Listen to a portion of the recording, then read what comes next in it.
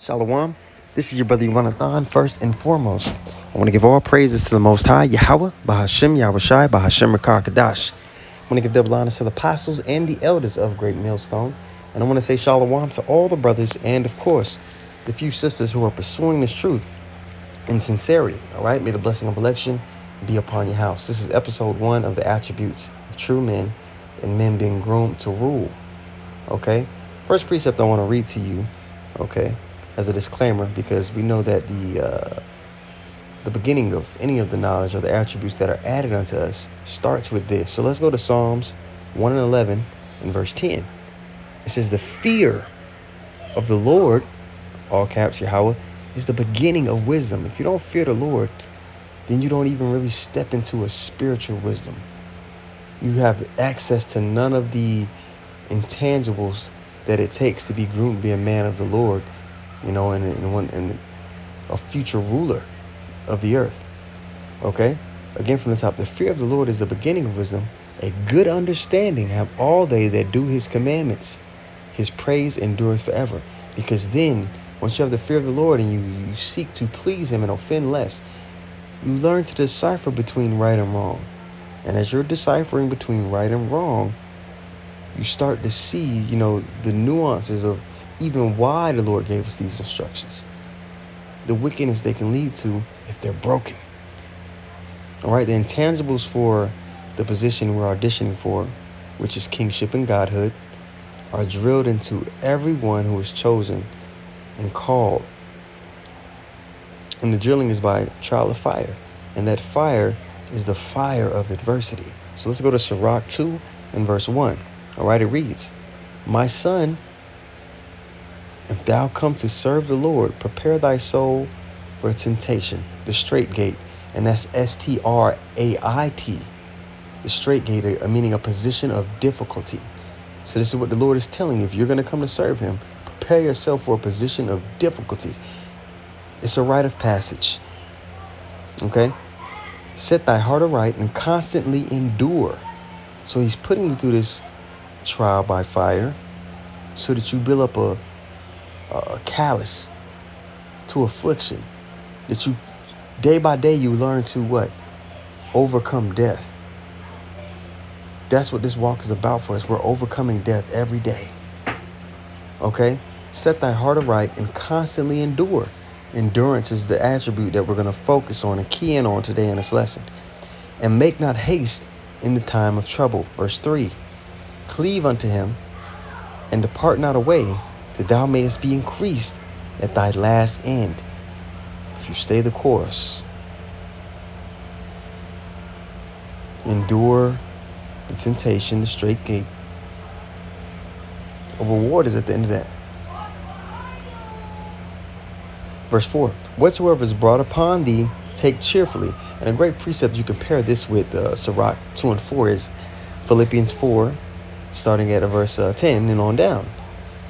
Because, it, you know, in the world, they say, they love to use 4 and 13 for, oh, I can do all things to the Lord that strengthens me. But what they don't understand is that that's talking about being able to walk uprightly towards the Lord, whether you're abased, meaning to be brought low, or bound, you're in a good position. Holding on to the principles that we've been given by our Father. All right, verse 4, Sirach 2 and 4 once more. Whatsoever is brought upon thee, take cheerfully, and be patient when thou art changed to a low estate. In verse 5, here's the point, you know, coming full circle. For gold, and we're the Lord's jewelry, we're his gold and silver. And this time we've become the lesser metals, the tin, lead, and all those different lesser metals, because we've fallen away from our Father. But he's raised up a portion of his men. What the Lord says, he's preserved 7,000 men who have not bent the knee to Baal. Okay? So we're that gold or that silver being purified of the dross, being purified through fire, through trial by fire, purified of the weaknesses, the infirmities. Okay? For gold is tried in the fire, and acceptable men in the furnace of adversity. Now, within this trial, one of two things happens for the participant, okay, because many are called, okay, but not all are chosen. A folding happens. Someone who cracks under the pressure, and a great example of this, when you go to Luke, the 8th chapter, people get choked away with the cares of this life. Or the Lord puts a spirit on you to rise to the occasion, and a transformation of that participant happens. Attributes are added unto them to where they are able to overcome death, weather the storm, okay? Because their house was built upon that rock and not the sand. Let's go to Luke, the 8th chapter, and read a bit of it.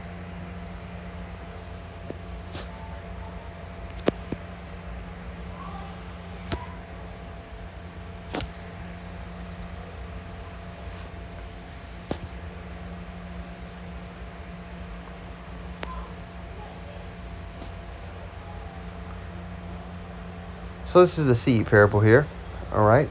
And we'll start at verse 4, okay? It reads, "And when much people were gathered together and were come to him out of every city, he spake by a parable." So this is Yahweh Shah speaking. This is verse 5. It says, "A sower went out to sow his seed, and as he sowed, some fell by the wayside, and it was trodden down, and the fowls of the air devoured it." Now, when I read this parable, I love to jump down and back up, okay? Because it explains it later down in the chapter. So for verse 5, we're going to jump down to the explanation, which is in verse 12, okay? So we just left off of verse 5, and we're jumping down to verse 12 now, okay? And it reads, "Those by the wayside are they that hear, then cometh the devil and taketh away the word out of their hearts, lest they should believe and be saved." These people, they don't get it at all. They come up, they're offended by the signs. They come up in a group of people, their friends say, "Hey man, come on, we ain't trying to hit it." Or, they get distracted. Something pulls them away. All right, now we're back up to verse 6 in Luke, the 8th chapter. And it says, "And some fell upon a rock, and as soon as it was sprung up, it withered away because it lacked moisture." Now we jump back down to 13. And it gives us the explanation again. It says, "They on the rock are they which were, when they hear, receive the word with joy.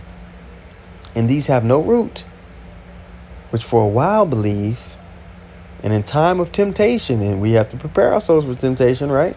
This is the folding. "And in time of temptation, fall away," because they weren't rooted. They didn't come to this thing for the right reasons. All of us who are enduring in sincerity, truly seeking Yahweh Bashem Yahweh Shai, we realized before this thing was expounded upon to us that something was off with the world. And we were grieved because of it. And we couldn't quite put our finger on why are things this way? Is the Lord really okay with the people that are in rulership and the things that people are doing? Something isn't right. And is it ever going to change? And when it was expounded upon us, it was like, this is it. This is what I've been looking for. Okay? Let's jump back up to verse 8. All right? No. We're verse 7. We didn't read verse 7 yet. Okay, verse 7. "And some fell among thorns." And it's a good one. "And the thorns sprang up with it and choked it." Now we jump back down to verse 14. It says, "And that which fell among thorns are they which when they have heard go forth and are choked with the cares and riches and pleasures of this life, and bring no fruit to perfection."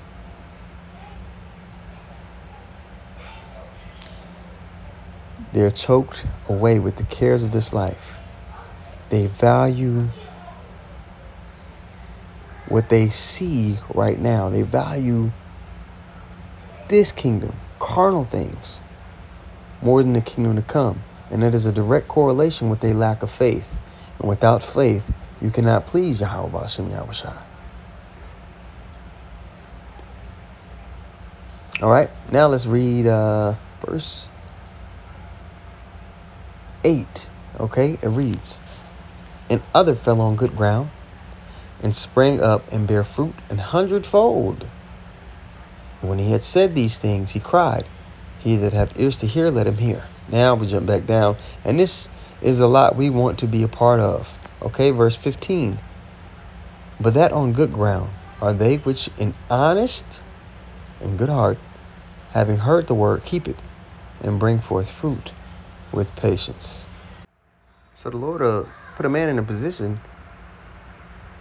to light other men's candle so that they can be a light in the dark as well. Now, within, the endurance, because this is the term that we're keying on, within endurance being added unto you, there is, in the world, they say emotional intelligence, which is, basically the measurement of masculinity. The emotional intelligence somebody can have, the control over oneself, someone who has mastered themselves and is able to, regardless of outside forces, stay the course to accomplish the goal that has been set, the standard that has been set. And because of that mastering and self-control, that self-governance, right? They can be a safe haven to those who may depend on them, to weaker vessels, their women and their children, to their community, to their family.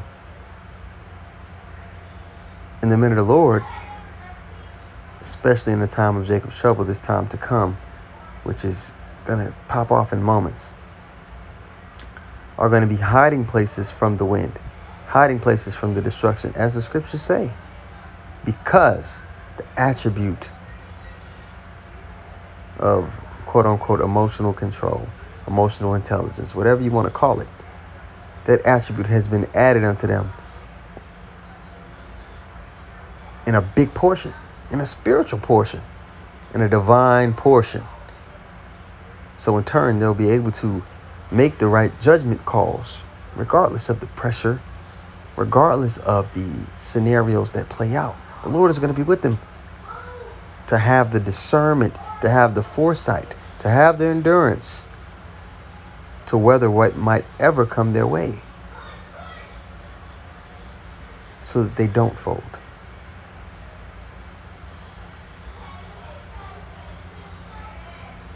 This knowledge and wisdom is going to keep them stable in the time of trouble. Level-headed, composed, unshaken, unmovable, in a time where everybody's going to be losing their shit. Now, the Lord gave us accounts for our learning. So there's been multiple times throughout the scriptures where men of the Lord had to display high level of emotional control. A great example, Ezekiel. The Lord had taken his wife from him, and he still had to perform his task. And the Lord even instructed him to weep not. Now, we're men. We have emotions. We get frustrated. We get upset. We feel ashamed. We experience a spectrum of emotions. But they are not to govern you. Okay? And they are not to deter you from your purpose. So in this example that we're going to read in Ezekiel, you see that the Lord instructed him to walk in this very mindset. All right, so this is Ezekiel, the 24th chapter, and we'll start at the 15th verse, okay? It reads, "Also the word of the Lord came unto me, saying, Son of man, behold, I take away from thee the desire of thine eyes with a stroke. Yet neither shalt thou mourn nor weep." And this is what the Lord telling Ezekiel. Neither shalt thou mourn or weep. And we have emotions. We're men. We experience the full spectrum of emotions. But they don't govern or control us.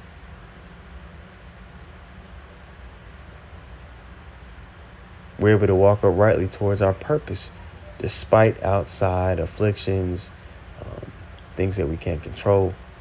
We have this code that the Lord has given us so that even in times of great misery or despair, we're able to get things done. Verse 16, Son of man, behold, I take away from thee the desire of thine eyes with this stroke, yet neither shalt thou mourn nor weep, neither shall thy tears run down. Forbear to cry, make no mourning for the dead, bind the tire of thine head upon thee, and put on thy shoes, put on thy shoes upon thy feet, and cover not thy lips, and eat not bread of men. So I spake unto the people in the morning, and at even my wife died, and I did in the morning as I was commanded. So he walked uprightly, he followed instructions, and he was, he was heartbroken, I'm sure. But he still continued on and fulfilled his purpose. All right? And we have to be the same way. And as we continue uprightly and in an honest heart toward the Lord, the strength to do this, the strength to walk this way and to have this mind, the Lord will bestow it upon us. All right? So in this time, Jerusalem was being overtaken by the Babylonians. So, not only was this a sad time for the nation because the final siege was, going down, but on top of that, you lose your wife. And suggested throughout the scriptures that Ezekiel was a passionate, man.